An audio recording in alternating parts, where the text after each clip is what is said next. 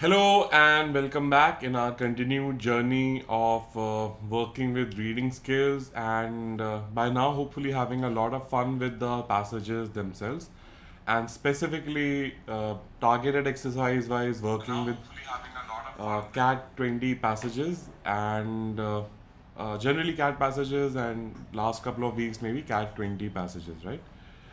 So the sheet for the session was shared earlier if you're a course member. Otherwise, it's also available on the Telegram channel, I think. Or you can find the passage on your own and maybe attempt it from CAT 20 slot 3 VARC section. And or you can do it as I do it along on the screen itself, right? And what are we going to do? We're going to basically dissect, analyze the passage, apply whatever we have learned so far in our journey, and most importantly, have a lot of fun with the ideas presented as well. So, this is the passage that we want to work with.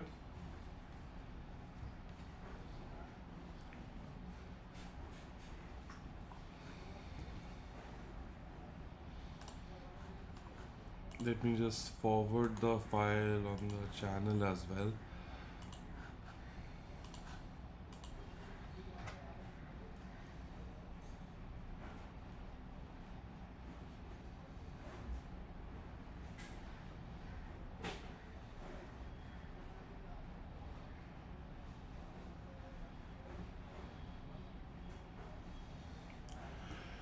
So, we want to work with definitely preview is something that can drastically change our perception of the passage because in that previewing itself, so much information can be generated, and hopefully everybody has made previewing a part of their process, right? And previewing is essentially reading a couple of sentences from each paragraph from across the passage without really going into the details. You're just looking for what the broad idea could be, what the repeating terms are. Can you just find that high frequency word which can tell you what direction the passage is going to be about, right? So let's start with that idea. I want to quickly look through and understand what the passage is about, not articulated in great detail, just the central idea, maybe, right? So let me dive into the passage. Let me make it slightly bigger. So, although one of the most contested concepts in political philosophy, now some of you might read this term political philosophy and start getting scared of the passage or start overthinking about it, but don't worry that the passage is very easy, even though the term mentions philosophy, right? Because a lot of people have this barrier that, oh, philosophy passages are difficult as such. That is not really the case, right? Human nature is something on which most people seem to agree. Okay, so maybe we are talking about human nature, right? I'm looking at broad ideas, I'm looking at repeating ideas. So, most contested concepts in political philosophy, human nature is something on which most people seem to agree. By and large, according to Rutger Bregman in his new book Humankind. So, maybe this is an important character, and he's written a new book called Humankind. We have a rather pessimistic view, not of ourselves. So, as I read it, I see the sentences are not very challenging to read or decode as such. And maybe so far I'm talking about human nature, the book is also about humankind. Right now, I'm not reading in detail, I'm reading for preview. It's more important in the beginning to get a broader picture first, right? But in following Hobbes argues Bregman. So, but in following Hobbes, that means in the previous paragraph, some guy called Hobbes must have been mentioned, and I can see him here, right? So, I can always make a backward connection. But in following Hobbes argues Bregman, and we are talking about Bregman again. So, maybe we're talking about the ideas presented by Bregman, right? And notice my vocabulary is not definitely the passage is about, it's about I'm using the term maybe over and over again, right? We ensure that the negative view we have of human nature, okay? Human nature and negative view of human nature. Can I conclude that maybe Thomas Hobbes' view is negative? Say yes or no, right?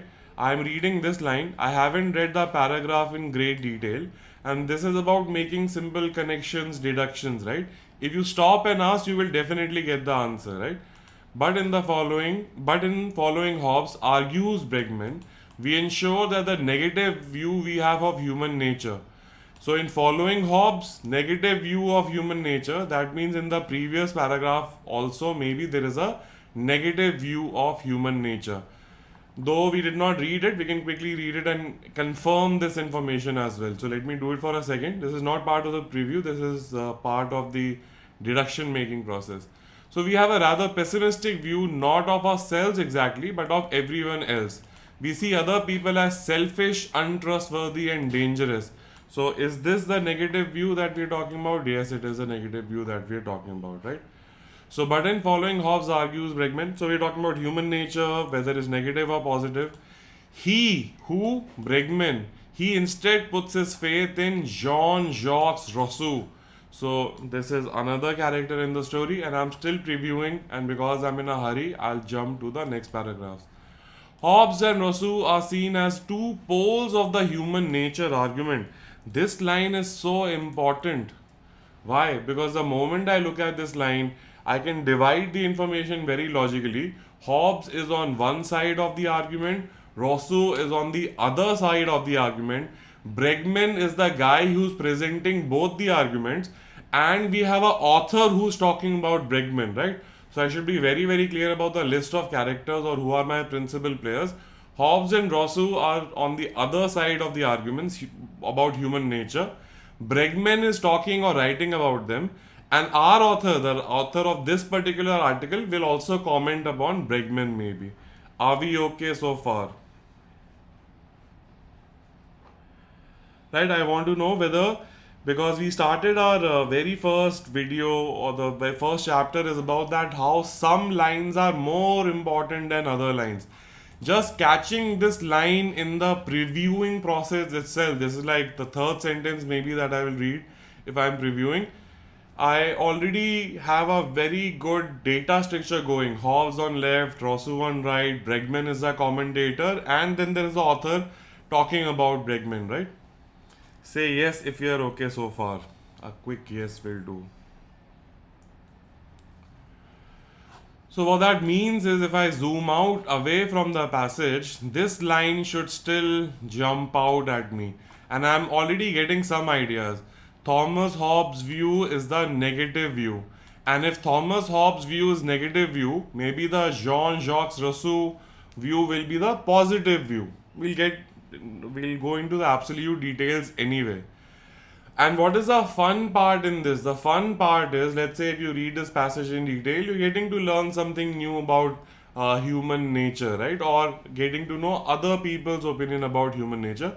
Because of course you might have some opinion of by yourself as well, right? So great, I'm running the same process. Let me zoom in again. And it is no surprise that Bregman strongly sides with the Frenchman. Bregman sides with the Frenchman. Who's the Frenchman? Jean-Jacques Rousseau is the Frenchman. I don't know the pronunciation of this name. Just because he's French, I'm throwing a lot of accents in it, right? And it is no surprise that Bregman strongly sides with the Frenchman. He takes Rousseau's intuition and paints a picture of pre-lapsarian idyll. So because I haven't read the details there, maybe this will not make sense. But I'm getting the idea. I'll move on to the next paragraph. Remember, this is that 45 seconds, 1 minute of reading, making quick deductions. Not right now. I'm not going for details. It was abandoning our nomadic lifestyle and then domesticating animals, says Bregman, that brought about infectious disease such as measles, smallpox, tuberculosis, syphilis, malaria, cholera and plague, right? Easy sentence. And then this is also like jumping at me. He's saying it was abandoning our nomadic lifestyle. That means back in the past, maybe we had a different lifestyle. We were living in the forest or the caves, or agriculture was not discovered maybe, right?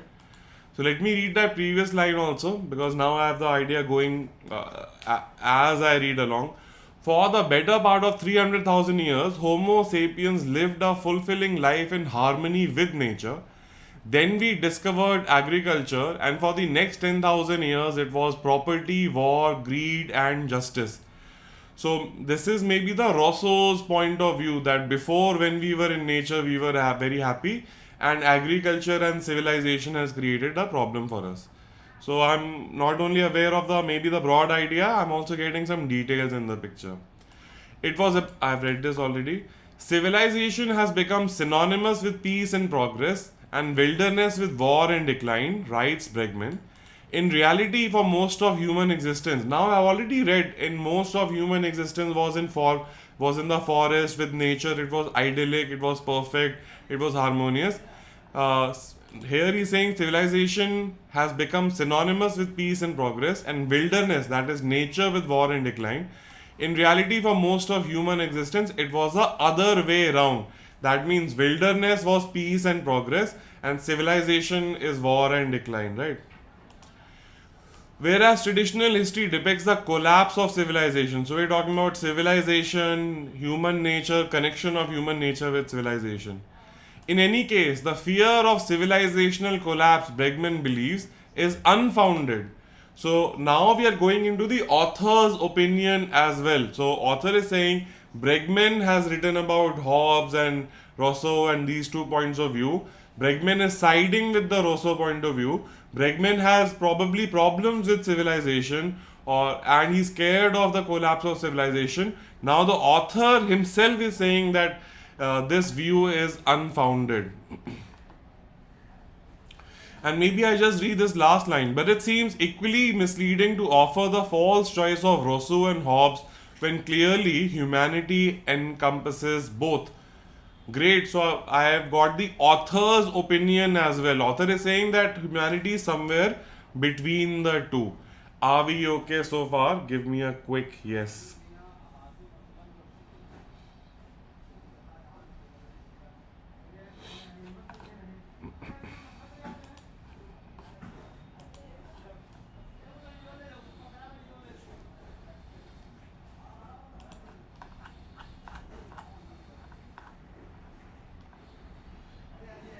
So now I'm going to go into details, and I'm hoping you are also reading it with me, or if you have read it earlier.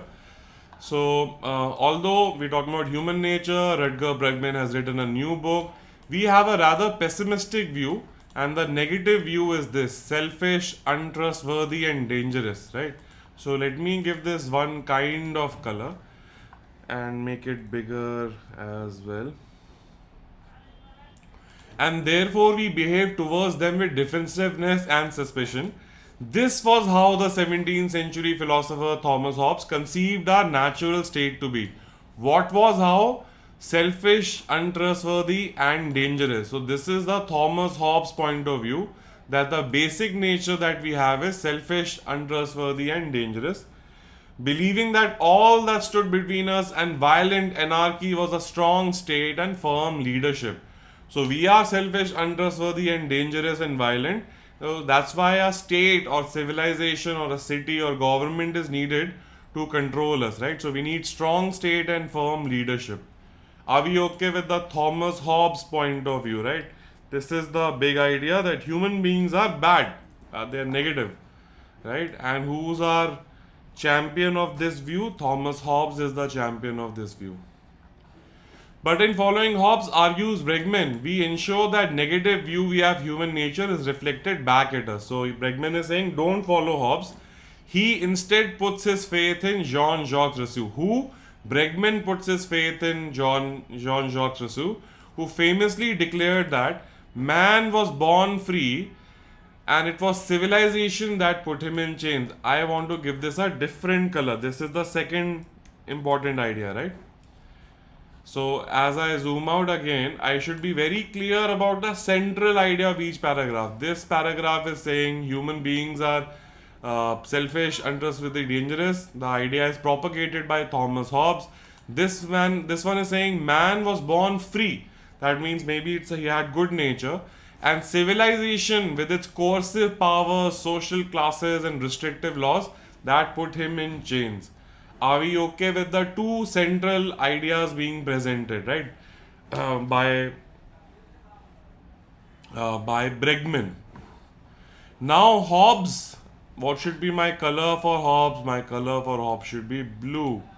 right? This coloring is only for maximum clarity so that we can see ideas pivoting, changing, are seen as the two poles of the human nature argument. And now I know the two poles because in the preview I might not have read it, but now I know the detail as well. One is saying negative, the other is positive. And it's no surprise that Bregman strongly sides with the Frenchman. So Bregman's view, if I want to give Bregman some color, his color also would be red. He believes that civilization is problematic, right? He takes Rousseau's intuition and paints a picture of pre-lapsarian ideal. Now, I might not know the meaning of this word, but I know pre means before, so that means in earlier times. Ideal means perfect and idyllic. For the better part of 300,000 years, Homo sapiens lived a fulfilling life in harmony with nature, which is idyllic, right? If you're looking at meaning. Then we discovered agriculture, and for the next 10,000 years, it was all property, war, greed, and injustice. Whose view is that? This is the view of Bregman, right? This is not necessarily the author's view. Because finally, that's where the confusion is going to lie. Whose point of view are we talking about? It was abandoning our nomadic lifestyle and then domesticating animals. I've read this line already, and I know now the continuation of the idea that agriculture and civilization has created this problem for us, right? Now, pay attention. This may be true, but this may be true.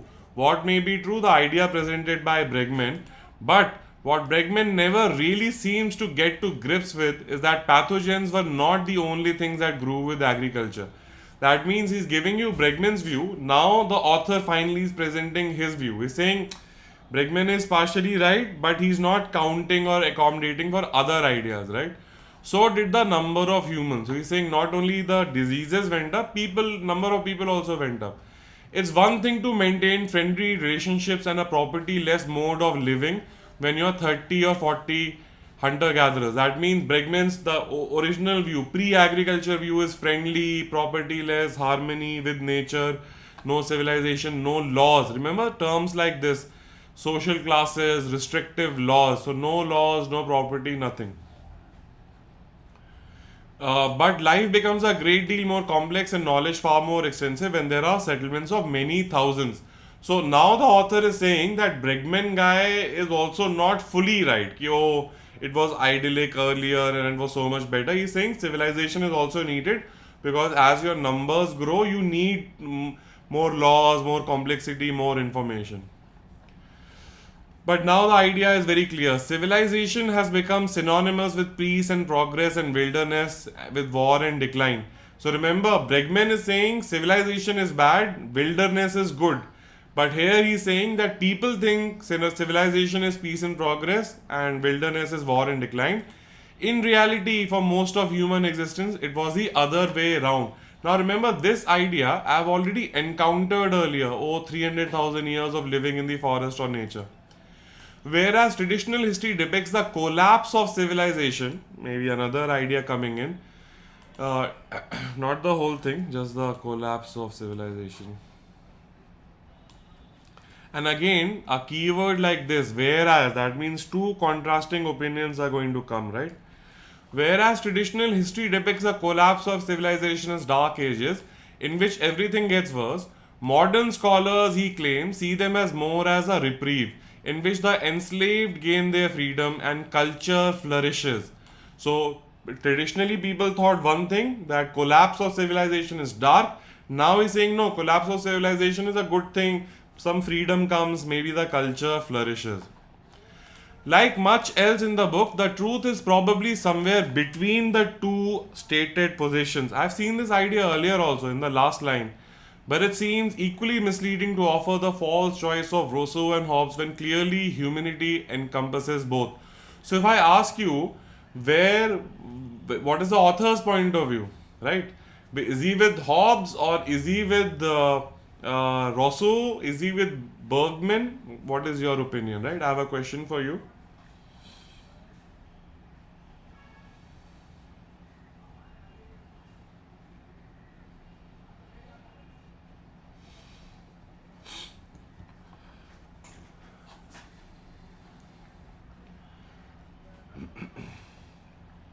My question is, Where do you think the author lies in the spectrum? Hobbes on one side, Rousseau on one side, Bregman maybe. I'm trying to confuse you obviously deliberately. Bregman on some side. What is the author's point of view? Where is the author? And the answer should be quite simple actually. I'll wait for the answers as I proceed in the story. In any case, the fear of civilizational collapse, I have seen this earlier, Bregman believes is unfounded. Oh no, sorry. Let me read the sentence with the right commas. In any case, comma, the fear of civilizational collapse Bregman believes is unfounded. What is Bregman believes in a civilizational collapse, or he believes in a fear of that, and he's saying this author is saying that it is unfounded. It's the result. What's the result? The fear of a civilizational collapse is a result of what the Dutch biologist Frans de Waal calls veneer theory. So, okay, and one more term is coming in maybe. What is veneer theory? The idea that just below the surface our bestial nature is waiting to break out, which is the Hobbes point of view that we are bestial, we are like the beast, we are selfish, we are destructive. There is a great deal of reassuring human decency we taken from this bold and thought provoking book. And now he's ending. He's saying, great deal of human decency, blah blah blah. Sense of who we are as species has been deleteriously distorted.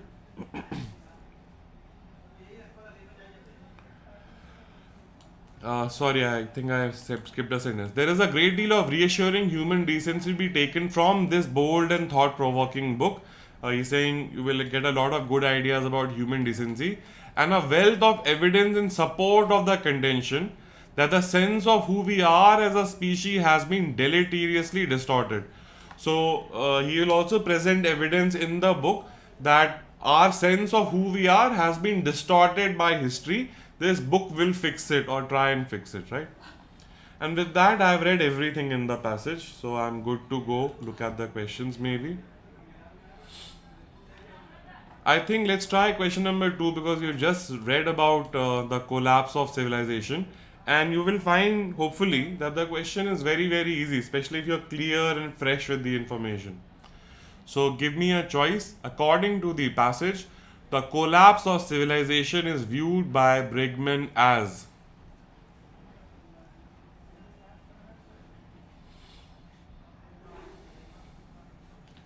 And we're talking about Bregman's point of view, right?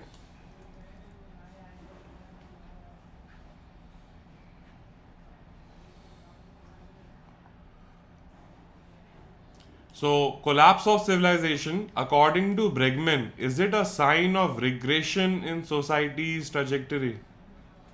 If you want, we can always visit that part of the story again in case you were not with me there. Whereas traditional history depicts the collapse of civilization, that's a traditional history point of view, not Bregman's point of view, as dark ages in which everything gets worse. This is not Bregman's point of view.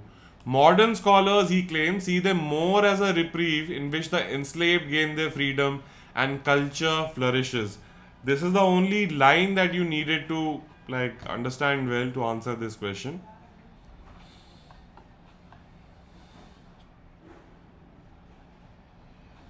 Yes, the correct answer is 3. A time that enables changes in societies and cultures.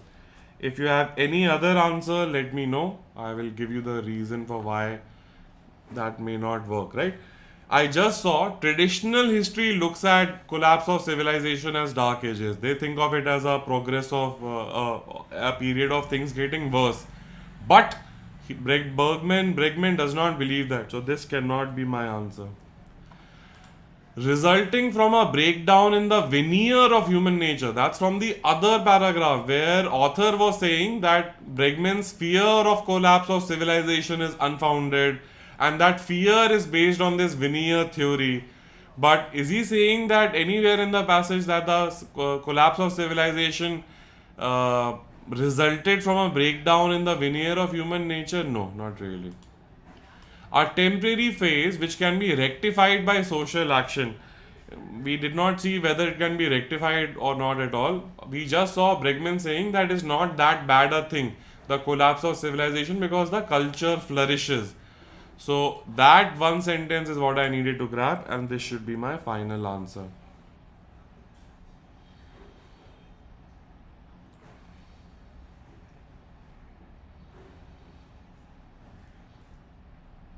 Are we okay with what has happened here? I'm sure we are. None of the following views is expressed in the passages except that. That means one of the views is expressed in the passage, the others are not. So if you will notice, there is this annoying level of difficulty that they add in the questions by framing the negative of the question always, right? None of them are true except. So minor attention needs to be paid while reading. Make sure that you understand that the question is about accept, and then translate it in your own language, that we are talking about a view that is expressed in the passage.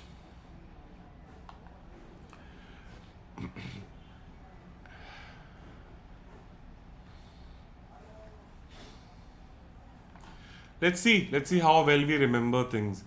Hobbes and Rousseau disagreed on the fundamental nature of humans. Now the thing is, this part of the story is fine so far. I read Hobbes and Rousseau disagreed on fundamental nature of humans, but both believed in the need for a strong state. No, Rousseau was saying state is bad. Hobbes was saying state is needed. So one of them believes in state and the other does not. Saying both of them need strong state is incorrect, right? So just factually incorrect. Bregman agrees with Hobbes that firm leadership is needed to ensure property rights and regulate strife. Bregman agreed with Rousseau most of the time, so agrees with Hobbes, no. The author of the review believes in the veneer theory of human nature. The author has given the veneer theory as a reason for Bregman's failure. Does the author believe in the veneer theory? No. And therefore, my answer should be option 4. Most people agree with Hobbes' pessimistic view of human nature as being intrinsically untrustworthy and selfish. Is there in the very first line, right? It's not rocket science. By and large, according to Rutger Bregman in his new book Humankind, we have a rather pessimistic view, right? And something on which most people seem to agree with the pessimistic view. So therefore that last option works perfectly for me. Most people agree with Hobbes' pessimistic view of human nature, and that is perfectly fine.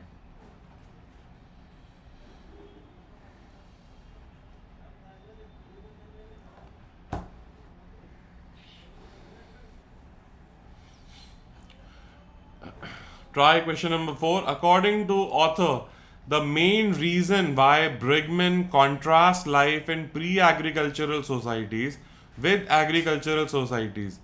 Why was Bregman talking about pre-agriculture and agricultural societies? You can evaluate the options or you can think by yourself. Let me go for the evaluation, because a lot of people also say options are close, etc., but they're not really. Advocate the promotion of less complex societies as a basis for greater security and prosperity. Bregman is talking about less complex societies, but did he mention those two, uh, pre-agriculture and post-agriculture, in context of security and prosperity?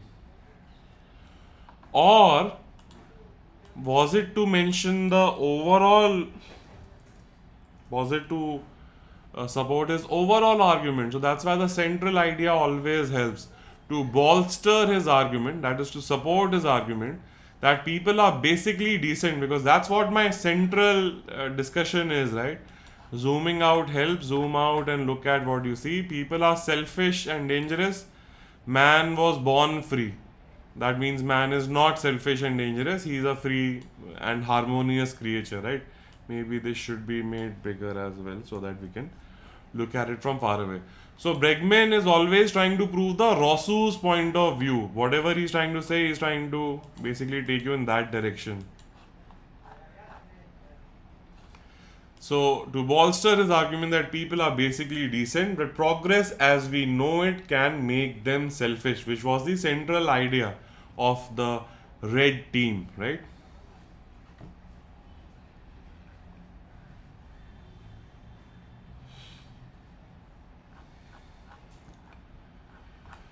So the questions were fairly straightforward if you did not get scared of the passage at all. The author has differing views from Bregman regarding option 1, the role of pathogens in the spread of infectious disease. He was saying that pathogens increased. Bregman was saying pathogens increased, and the author is also saying pathogen is increasing. The author was not debating what the increase of pathogens. The author was saying that pathogens were not the only thing increased. Population increased, and because of that, other things happened, right? So not going to be my option.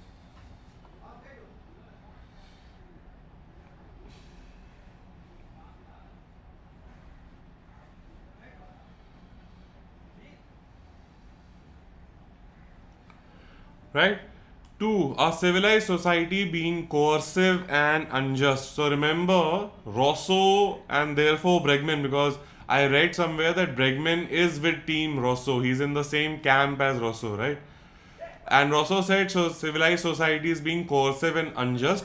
But I did see that the author kept kind of saying that Bregman is ignoring this, or Bregman is wrong here, or Bregman's fear is unfounded, and he kept saying that clearly humanity encompasses both. So he's not clearly on the side of Bergman. So if you have a Bregman point of view, you can just negate it, and that can be your correct answer.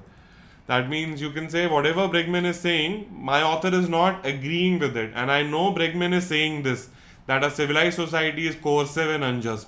So our author does not agree with this statement. So this should be my answer.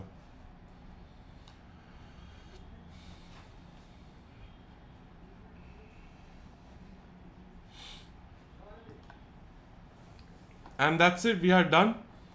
So maybe the fundamental lesson here would be to manage multiple points of views, right? So this is one point of view, this is another point of view. Hobbes and Rousseau are seen as the two poles of the human nature argument. This line, Bregman strongly sides with the Frenchman. That means Bregman is red or is in team red. What is the red idea? Red idea is available here.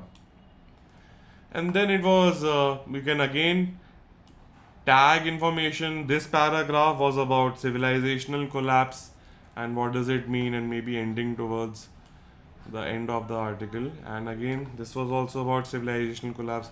So if you look at collapse of civilization in a question, you can always quickly visit this part of the passage again and nail it down 100%, right?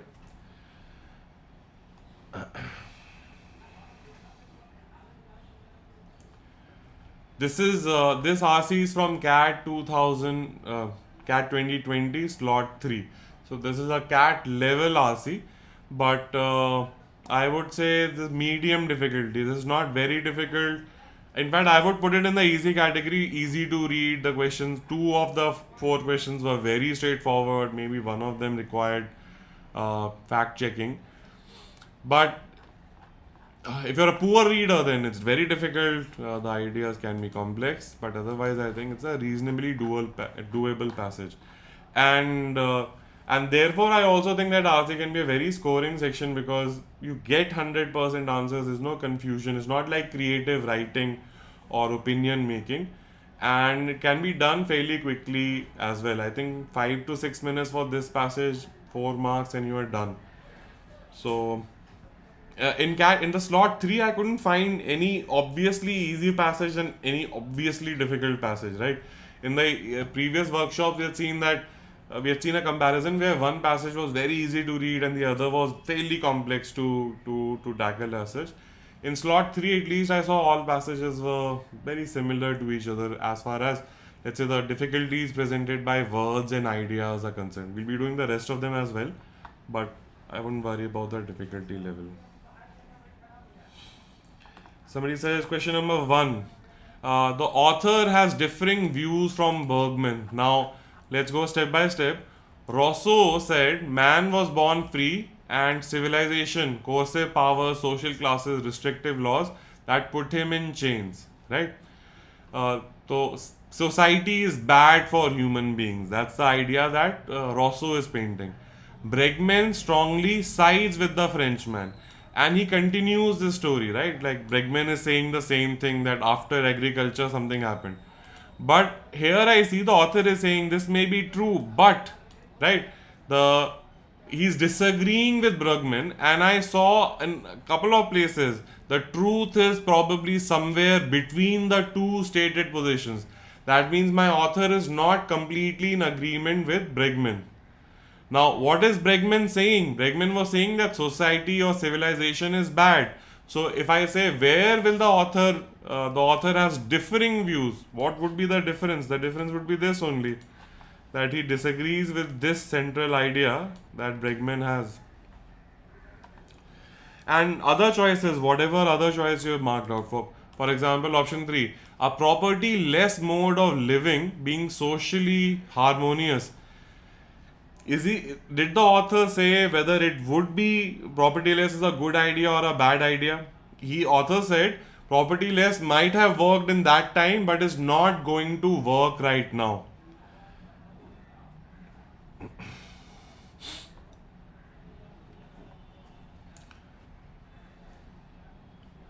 Right? So better choice would be to just go for the central idea. Though I understand why you might choose this as well.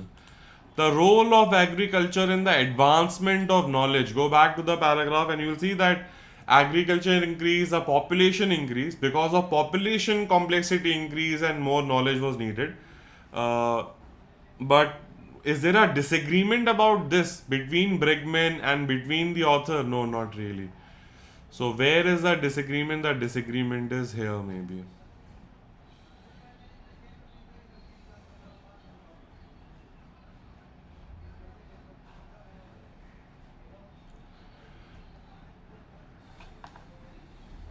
Right? So view, counter view, and again, this is not something that we're looking for the first time, obviously.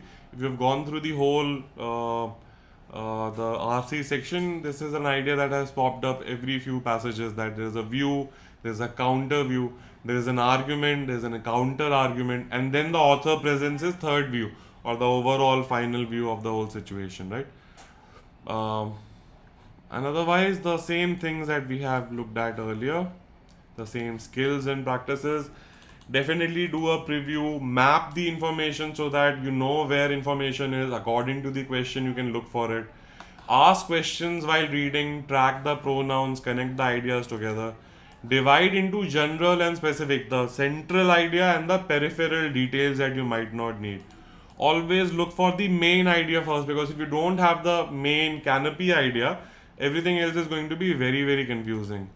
When things are very difficult, at least look for what words are repeating and try and make sense of them. Making deductions, right? Thinking along. One person is saying this, now there is a but, the idea is going to change.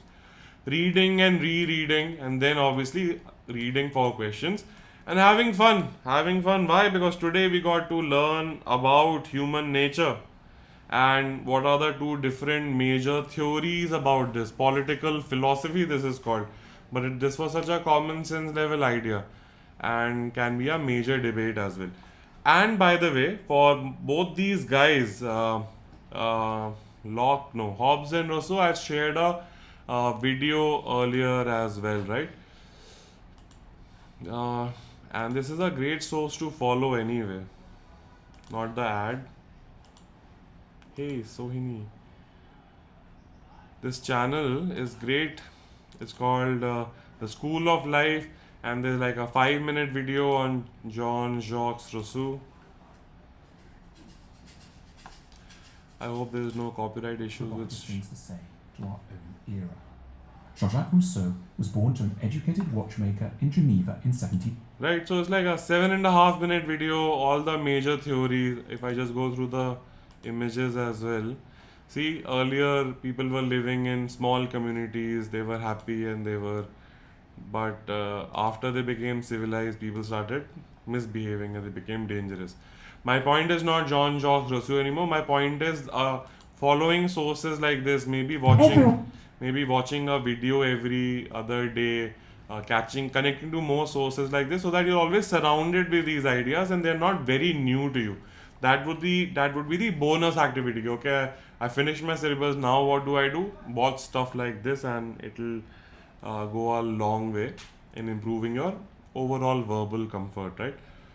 So that's it. This is it for this particular session. I'll see you really soon with the next RC workshop. And once the RC workshops get over, then I'll see you very soon with the QA revision workshops, which are lined up next, right? This I'm talking to the course members as such. If you're a course member, please make sure that you're diligently and on a daily basis finishing your modules, right? Your core modules are most important, more important than uh, the extra workshops, more important than even the assignments or even testing. But making sure that our concepts are in place, our foundations are very, very clear. And if you haven't finished the RC course already, because now we're almost entering the end zone, please make sure that you spend 1.5 hour daily, try out 2 passages on a daily basis, and finish it in 20-25 odd days. That will provide a very systematic, concrete impact rather than doing it one day, then after 5 days thinking about it again. No, spend 2.5 hours every day, do it in 21 days, wrap it up, and the skill upgrade will be almost instantaneous. 21 days is nothing, right, in our lifespan. So it'll feel like, okay, suddenly my skills have upgraded. So try and make sure that you're finishing all the work, right? So that's it. I will see you really soon with the next class.